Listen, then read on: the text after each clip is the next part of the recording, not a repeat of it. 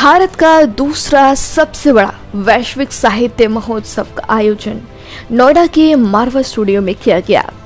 6 से 8 अक्टूबर 2022 तक चलने वाले 8वें ग्लोबल लिटरेरी फेस्टिवल के पहले दिन के दूसरे सत्र में कवि सम्मेलन का आयोजन किया गया। भारतीय गौरवशाली परंपरा के अनुसार दीप प्रज्वलन और गणेश वंदना के साथ कार्यक्रम की शुरुआत की गई। कारीगर हूँ साहब, अल्फाजों की मिट्टी से महफिलों को सजाता हूँ, कुछ को बेकार कुछ को कलाकार नजर आता हूँ। इन्हीं हृदय को छूने वाली पंक्तियों के साथ कवि सम्मेलन का आगाज हुआ। कार्यक्रम में साहित्य जगत से जुड़े कई गणमान्य अतिथि मौजूद रहे, जिसमें पवन आगरी, आलोक बेजान, अंजू जैन, डॉक्टर रमा सिंह, विकास यशकीर्ति, विनय कुमार, उर्वशी अग्रवाल प्रमुख थे। कार्यक्रम में उपस्थित अतिथिगण का पुष्पगुच्छ भेंट कर स्वागत किया गया। इस कार्यक्रम में उपस्थित सभी कवियों ने अपनी कविता, साहित्य एवं काव्य पाठ के माध्यम से लोगों के दिलों को जीत लिया। ICMEI के संस्थापक संदीप मारवा ने भी कवि सम्मेलन का खूब आनंद लिया और उन्होंने कहा कि पहले प्रेमी अपनी प्रेमिका को साहित्य के जरिए अपने दिल की बात कहता था, लेकिन समय बदल गया है। अब लोग डिजिटल हो गए हैं, जिससे साहित्य का स्वरूप बदल रहा है। डॉक्टर संदीप मारवा ने भी अपनी शायरी से सबको खूब हंसाया और महफिल में रंग जमाया। कार्यक्रम में उर्वशी की टीम द्वारा लिखी गई किताब उम्मीदों के इंद्रधनुष का विमोचन किया गया और 8th ग्लोबल लिटरेरी फेस्टिवल का सर्टिफिकेट उनकी टीम की महिलाओं को प्रदान किया गया। कार्यक्रम के अंत में कार्यक्रम के डायरेक्टर सुशील भारती ने आए हुए सभी अतिथियों और स्टूडेंट्स का हृदय से धन्यवाद किया। आप सभी की पावन उपस्थिति को नमन करता हूं। आज संदीप सर का उद्बोधन सुना, बार बार वो तालियों के लिए कह रहे थे। हास्य का कवि हूं।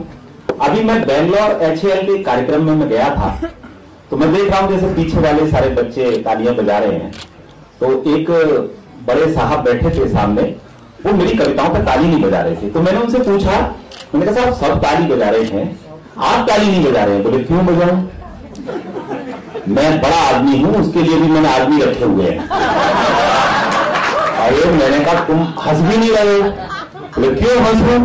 मैं बड़ा आदमी हूं, मैंने उसके लिए भी आदमी रखे हुए हैं। अब क्या हुआ कि 6 महीने बाद मुझे फिर वहां जाना मेरा हुआ। जब मैंने देखा कि वो सज्जन हाथ में कलावा वलावा ऐसा बांध के बैठे हुए थे, मैंने कहा क्या हुआ? बोला मेरी शादी हो गई है। तो मैंने कहा आप हनीमून पे नहीं जा रहे हैं?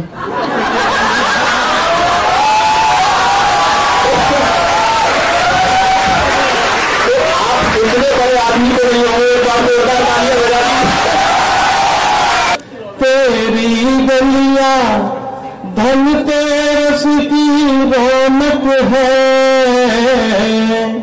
और दिल मेरा है दिन जैसे इतवार का, और दिल मेरा है दिन जैसे इतवार का। 4 पंक्तियां पूरी होती बिना कुछ ही ताली बजा दीजिए। तन मन की मिट्टी में प्राण बनकर घुली है माँ,